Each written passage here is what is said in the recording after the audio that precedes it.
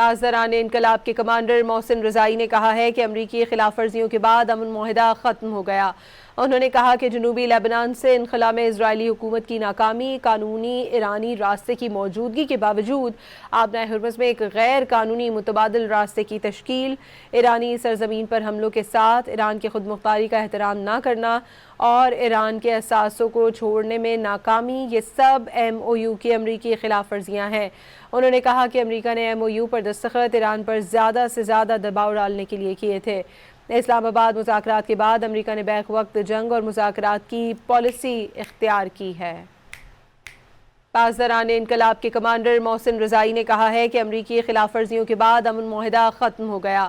انہوں نے کہا کہ جنوبی لیبنان سے انخلا میں اسرائیلی حکومت کی ناکامی، قانونی ایرانی راستے کی موجودگی کے باوجود آبنائے ہرمز میں ایک غیر قانونی متبادل راستے کی تشکیل، ایرانی سرزمین پر حملوں کے ساتھ ایران کی خود مختاری کا احترام نہ کرنا اور ایران کے اثاثوں کو چھوڑنے میں ناکامی، یہ سب ایم او یو کی امریکی خلاف ورزیاں ہیں۔